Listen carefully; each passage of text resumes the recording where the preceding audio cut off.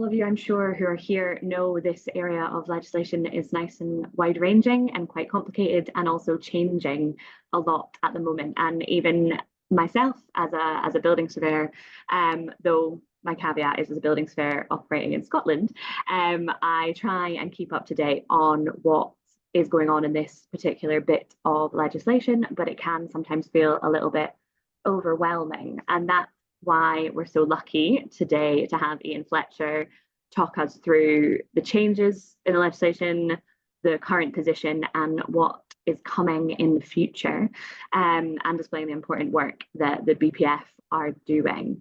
For anyone who doesn't know, my name is Emily Brodie. I am, as I said, a building surveyor working for TFT. I'm based in Scotland. I'm also the BPF Futures Advisory Board Vice Chair. And we are joined today by Ian Fletcher, who is a Director of Policy at BPF. Ian's main kind of focus areas are development and housing policy. He was part of the Montague Report, paved the way for Build to Rent, and he's a champion for that sector. Help the government with law changes relating to client money, and he assists in setting standards for student accommodation. He's a member of the Affordable Housing Commission. He's an honorary member of the RIPM, which I did have to Google, but I understand is the Institute for Residential Property Management. Is that, correct me if I'm wrong, Ian? That is absolutely correct, Emily, yes.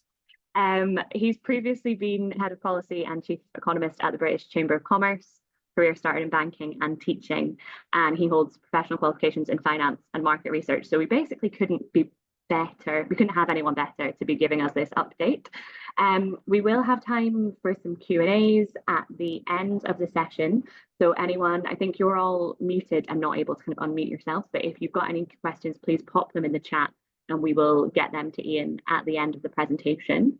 And otherwise, I think it's time for me to mute myself and hand over to you, Ian. That's all right. Thank you very much for that kind invitation, Emily. This is the sort of fiddly bit where I share my screen and presentation and hope for the best. There we go. Is that okay, Emily? Yeah, that's perfect. Great. Okay.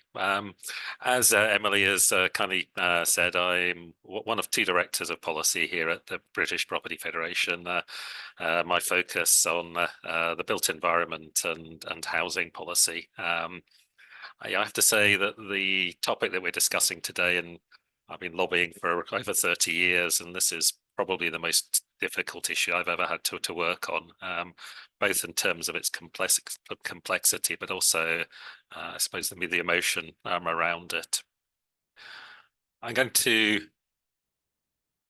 look at three things. The first of those is trying to make existing buildings right, I suppose, and focus on remediation in the first part of my presentation. Then going to look at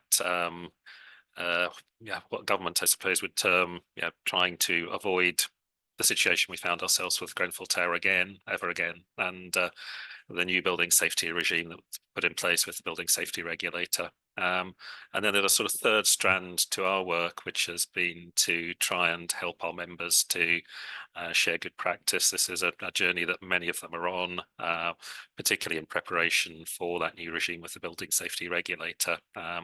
And it's quite heavy, quite complex, and knowing somebody else that is going through that journey is often a help in itself. I have to stress that we represent, I suppose, a number of actors within this sort of area of policy. We have building owners, we have building developers. Our owners are mainly in the rental sector, but we also do have some owners of freeholds as well. We have members who are engaging in mixed use development. So we see it from a number of different angles. And I can only really sort of scrape the surface today and give you an overview. And if you wanted to keep in touch on this issue, I'd strongly encourage you to join what we call our Building Safety Sounding Board. That's unrestricted. Any member can join that and keep up to date with what is happening in this space. And I suppose it's a tough issue because it's constantly defined by the events of the 14th of June 2017 and the tragic loss of 72 lives at Grenfell Tower. And I'd stress, whether you think the government has done a good job or not so good a job in tackling the issue from there, there's no getting away from the fact that a subsequent large number of buildings were found with serious defects, and resolving that is a huge challenge the sector faces. Remediation, I'm therefore going to split my commentary again into three parts. So I'm going to talk a bit about who is responsible, how remediation is funded, and how that funding is derived in terms of government raising that money, and to what standard, and I suppose try and articulate along the way some of the challenges that members raise with us and are facing. So we're glad to hear this is probably the most complex slide of the 1819 that I'm showing you. And this is essentially the Building Safety Act, and trying to answer that question: who is responsible? In the normal course of property management, property ownership, you would find that the service charge covers most of the costs that are incurred in running the building and maintaining it and ensuring that it is safe. But clearly, with some very large remediation works to do on some buildings, the government didn't want that cost falling on leaseholders, and the Building Safety Act changes that dynamic. In rental accommodation, to a large extent, which is the majority of our membership, probably in the residential field, the responsibilities are fairly clear. It is the landlord that is responsible for remediating the building. They will then have recourse back to their developers, contractors, hopefully, in terms of being able to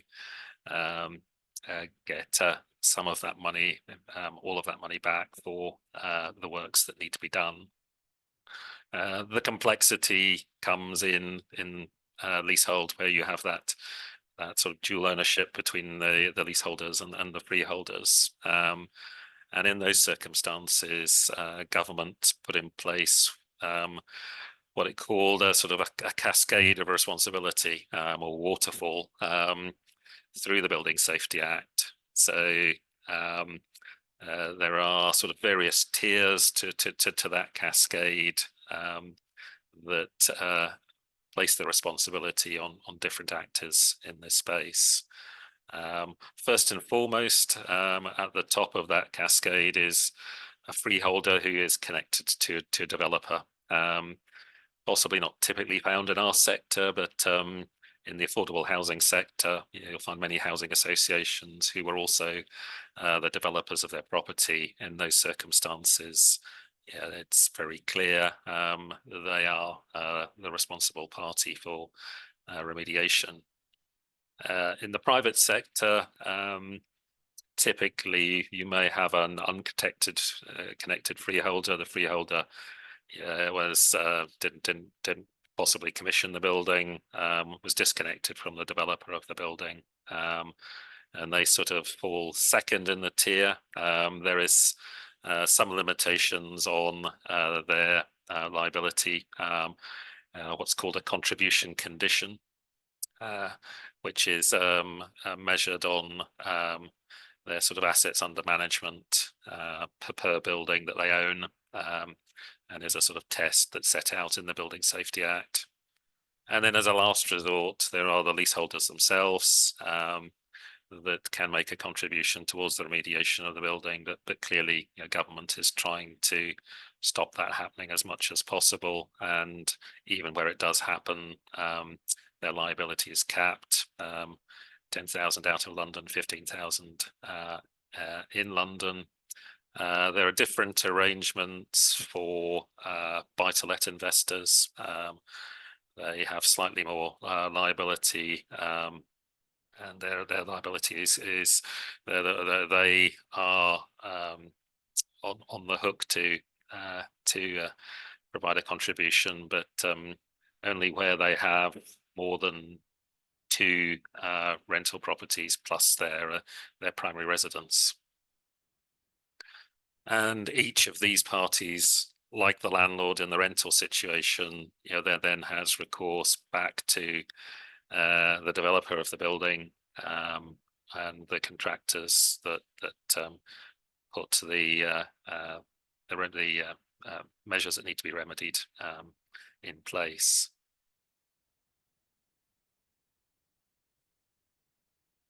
There is sort of a further sort of piece to this jigsaw, and that is that there is what's called a developer's pledge or contract. Government looked at the development community and decided that there were particular developers that had a high number of high-rise buildings that would be in need of remediation, and therefore put in place separate arrangements to try and ensure that they were taking responsibility for remediating their buildings. And I have a list of those later on in the slides. I think the challenges that our members face on this sort of waterfall are set out on the slide there, but there are various things that are quite challenging in terms of the bureaucracy of being able to work their way through the waterfall, and also access some of the building safety funds that are there in situations where that waterfall does not work. So, for example, members have found it difficult engaging with the Building Safety Fund. There is quite a bureaucratic and complex funding agreement that they have to sign, various liabilities that go with that. And so there is some disincentive there to use the Building Safety Fund, and quite a lot of challenges if they do go down that route. There is some challenges around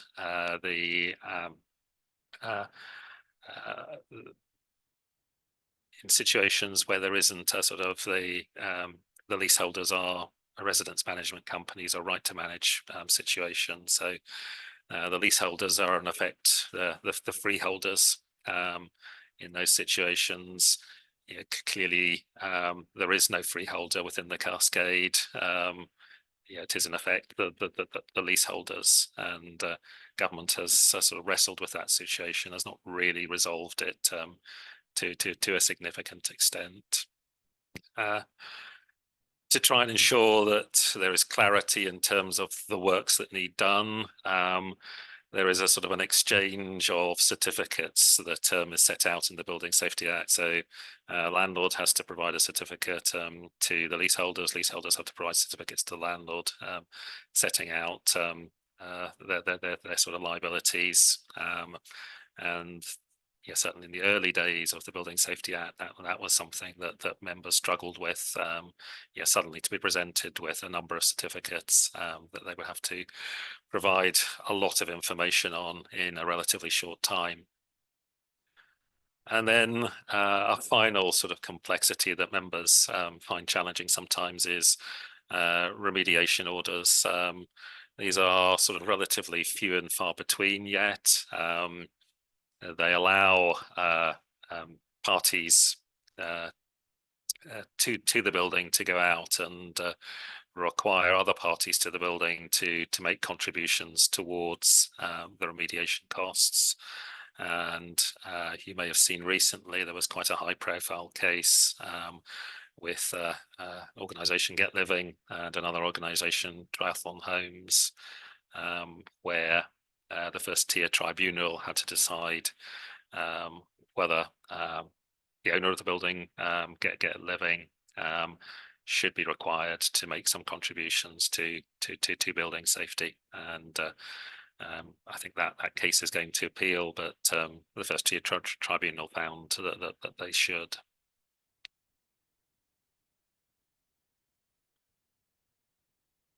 As I say, a sort of second strand to trying to get buildings remediated is what's called the Developers Pledge. 52 organizations listed there that have signed the pledge. Behind the pledge sits a contract that is between each of these individual organizations and government, and sets out a number of sort of rules around how they will approach remediation and their contributions towards that.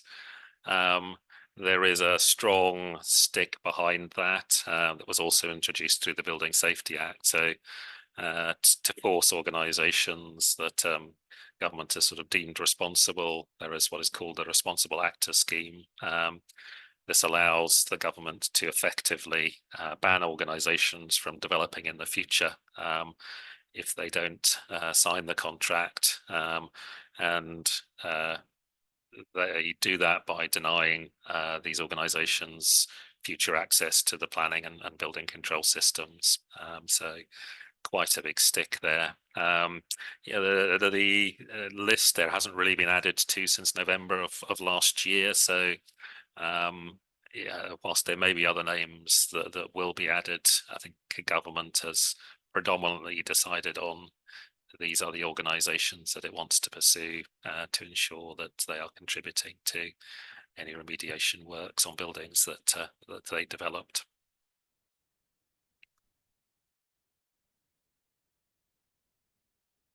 And on funding, we sort of see this from two sides. There are various funds that in total run into several £billions that government has set up to assist with remediation. These support ACM cladding, building safety fund rounds 1 and 2, and then there is a medium rise fund that's no longer in a pilot phase. That's wrong on the slide there. It's now live for buildings between 11 meters and 18 meters, and that provides funding for cladding remediation predominantly, and as said, quite a complex system to go through to be able to access that funding. And yeah, if you own a building that is owned by one of those 52 signatories of the Developers Pledge, then yeah, you're not able to access that funding. It's yeah, your first recourse should be to the developer. I'd said we see it from the other side, and yeah, the way that the government is sort of raising that finance is through various taxes on the industry. There was a decision made a few years ago that it shouldn't be taxpayers' money that is funding these funds. And so the ways the government has approached raising that funding from the industry is what is called the property developers tax. That's a sort of corporation tax surcharge on certain large residential developers. And then a broader tax, which has not been introduced yet, but as expected to be introduced in October of this year. And it's far wider, a building safety levy that applies to most residential developers, yeah, much to the I think disappointment of our members, rental developers as well as those that develop for sale housing. And worth mentioning in passing as well that the Building Safety Act changed the Defective Premises Act, so the sort of period of limitation for chasing people who have delivered defective buildings is lengthened significantly to 30 years. And then finally on remediation, there is I suppose questions of to what standard, once one knowing that you've got a defective building, you don't want to be in that situation again. You want to be able to go out and say, this building is now compliant with building safety requirements, and to what standard does that require you to remediate the building? And that's very clear when it comes to the outside of the building. You should be delivering a building to a British standard, what's called PAS 9980. It's not quite so clear if it's an internal works that need remediating, fire stopping, things of that nature. And in those cases, it's the relevant building standards.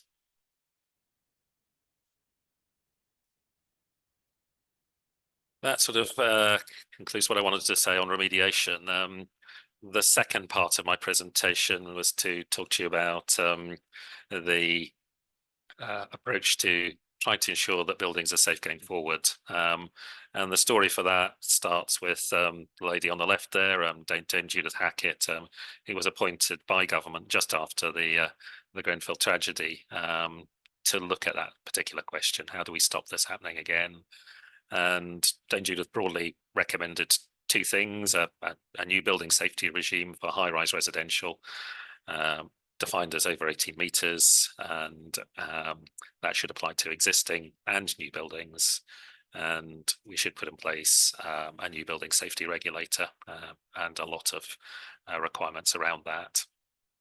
And then, often forgotten, but the second strand of Dame Judith's work was to she wanted to change the culture of the construction sector to try and move construction away from, I suppose, a sort of lowest bid mentality and towards a more value-driven model, one that was more safety conscious. And there is work that continues on that.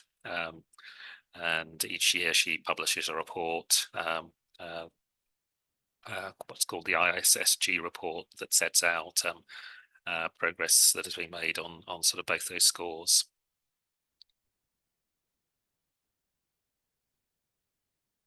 So for the new regime, as I said, originally actually Dame Judith recommended that in scope of buildings should be those over 30 meters. I suspect she wanted to ensure that that this worked and worked very effectively before rolling it out to slightly lower rise buildings. The government, however, took the decision that the new regime should apply to buildings of more than 18 meters. Try to illustrate the scale of that on the right hand side of the slide. So you've got 16,000 or so buildings in England that are over 18 meters. You've got 80,000 that are over 11 meters. So government trying to sort of, I suppose, balance that need to incorporate as many buildings as possible, but conscious that this would be quite a radical step, and not trying to, I suppose, put too much strain on the building safety regulator. Yeah, there is some sort of thought in the sector that this is just the start of things, and that once the building safety regulator is up and working and effective, the government may roll it out to lower rise buildings and to other typologies of buildings. And obviously doesn't apply to commercial or anything like that at the moment. The new regime has a number of specifics to it. Probably the most high profile of those is that when you're delivering a new building now, you will have to go through what are called a number of gateways, where you check with the building safety regulator that you're meeting its requirements and you're able to move to the next step. And those three steps are broadly sort of at planning, at commencement, and at completion. There are defined duty holders. Dame Judith had sort of felt that it wasn't clear who was responsible for buildings, and so has tried to ensure that that is very much the case. To help ensure that any sort of future owner of a building is clear about the way the building is put together, its safety requirements. There is what's called the golden thread of information, and that is sort of supposed to pass from owner to owner. Obviously, the first developer of the building being the originator of that golden thread.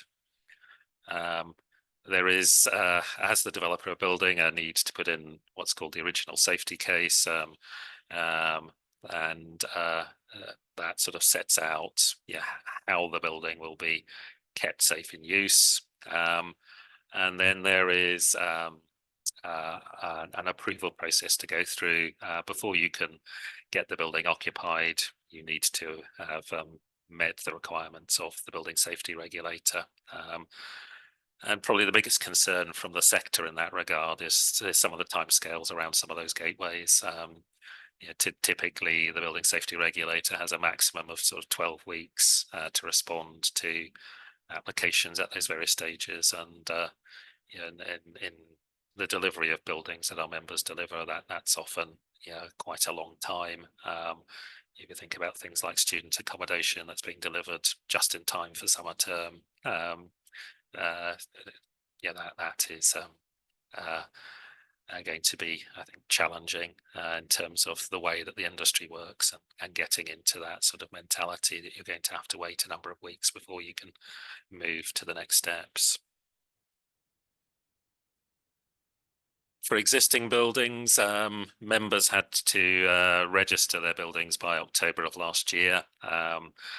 In most cases, our members will be those duty holders, the principal accountable person or accountable person.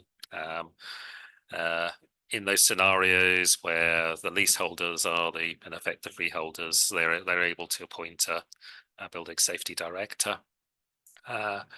It's then their responsibility to maintain the golden thread and to collate as much information as they can to create that golden thread in the first place based on historical information that they have. And that's one of the challenges, I think, that faces the sector on existing buildings.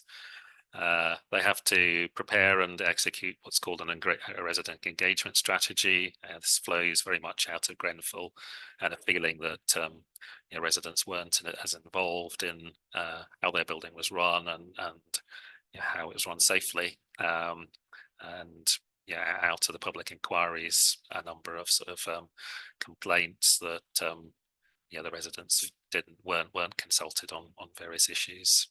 They have to prepare a safety case, illustrating it's very much a sort of proactive case on their part to show how they're going to keep their building safe. And at the end, they get a building assessment certificate, which they're then supposed to display in the building to illustrate that they've gone through that process.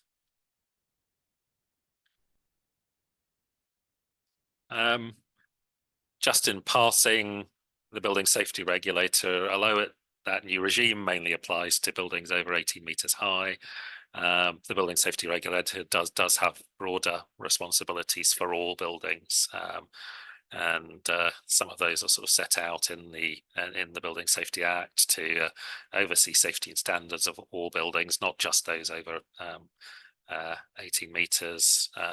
Powers to intervene in certain circumstances, has an important responsibility in terms of the oversight and register of building control bodies, inspectors. And you may have seen in the property press over recent weeks concerns that building inspectors were not going to be registered for the start of the regime in April because of their need to have illustrated their competency and running out of time to be able to do that.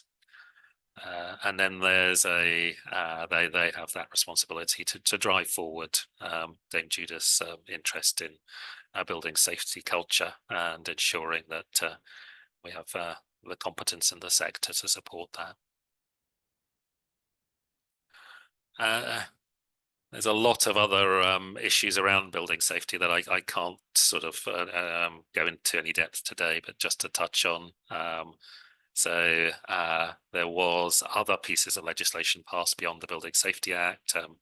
The Fire Safety Act of 2021 brought in new requirements in terms of doing risk assessments on external walls. There's a lot of work in the sector on developing that sort of competency framework for the various position holders and people like the British Standards Institute working on that. There is a new national regulator for construction products. changes to building regulations. Probably the most high profile of those is future requirements for high-rise residential buildings to have two staircases, and we're just waiting. In the next week, probably government will specify the guidance on that. There are other changes to building regs, and changes to the things like the regulation of the architectural profession. Finally, the third aspect of our work is in spreading good practice. We've had for a number of years, as said at the start, what we call our building safety sounding board. That tends to be a mixture of health and safety, fire safety, and other professionals in the sector, lawyers, surveyors who want to keep in touch with what's happening in the space. It meets on an ad hoc basis, but probably about every 2 months, and we try and bring it up to speed with what government is up to. But it's also an excellent opportunity to share some of those sorts of challenges that the sector is finding in implementing, particularly that new regime. We've also done a series of webinars, videos, meet the supplier events, and other things to support the sector. You'll find a lot of that content on our YouTube channel, and the address is there. And I'm hoping to run a best practice session in April, so we'll certainly make sure that you get details of that when it's confirmed. One of the interesting things, I suppose, I've found as I've sort of worked on this issue is just that technology can be a great help to members, both in getting to grips with remediation, but also getting to grips with that new building safety regime.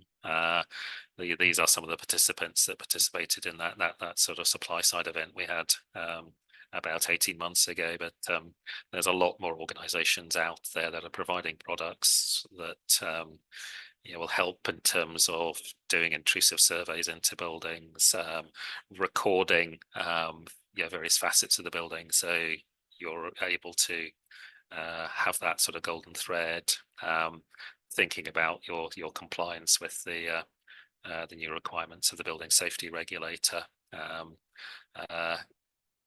Innovative remediation techniques that don't require scaffolding and allow you to make cladding safe without the need to perhaps do as significant structural work as you might otherwise do.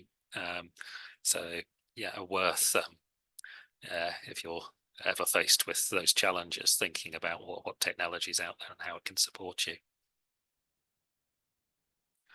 Finally, the future.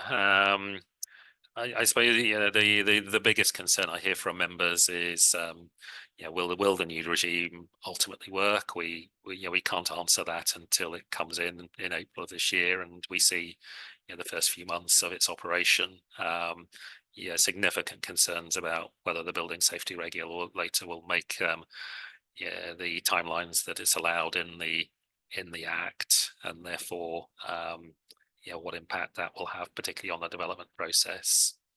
The Building Safety Act itself was brought in a hurry. There were errors made in terms of how the legislation works. The government is seeking to remedy some of those through the leasehold and reform and freehold reform bill that's now going through Parliament. And then probably the biggest unknown in terms of the future is we don't know what the Grenfell inquiry phase 2 report will say. The phase 1 report just looked at the events of the night of the Grenfell Tower fire. So it was mainly focused on the emergency services and their performance on that night. The phase 2 report looks at the conduct of the various parties leading up to the event. So government, the landlord, in that case Kensington and Chelsea TMO, the suppliers and fitters of the cladding on the building, Yeah, and I suppose we never really got to the bottom of the systemic failures that allowed Grenfell to take place, and clearly the threat of criminal charges that might ensue as well. And I put on there some of the stats from the inquiry. It was supposed to report last summer. Now hearing it will be this summer. That will be a very interesting, I think, insight on what happened, and out of that, undoubtedly, recommendations will come forward that may have to find their way into legislation for a future government. Final slide, just some useful information. We'll make sure you get the slides, but if you wanted to find out more, some links there. And that is me, and always delighted to take queries from members if you don't get an opportunity to ask questions in the Q&A that's now going to follow. So I'm going to come off my slides, and Emily is going to come back in, and delighted to take any questions that you have. And I shall just stop sharing my screen so you can see us both again. There we go. Ian, that was really interesting and quite straightforwardly laid out, which I think is what everybody needs in this particular area. I don't seem to see any questions in either the chat or the Q&A at the moment, but I'll give everybody a minute to type those in. I've got one quickly, if I can. You mentioned the building safety sounding boards that the BPF run. How do you go about getting involved in that? Or, is there someone to email? Is there particular organizations that are involved? Is it open to Futures members? Those sorts of things. It's open to any member, and as I say, normally with sort of BPF committees, they're the sort of a restricted number, just from the perspective of trying to make things manageable. But this is such an important issue that we sort of felt that we should make it unrestricted. So it meets online or hybrid. It can also people can attend in face-to-face if they wish. And to get on it, simply email myself or my colleague Sam Benstead, and we'd make sure that you were involved. Thank you very much. I'm still not seeing any questions. So either you've given such an incredibly perfect explanation of anything that everyone doesn't have any questions because it was so clear, or you've stunned them all into silence. So it's one of those two.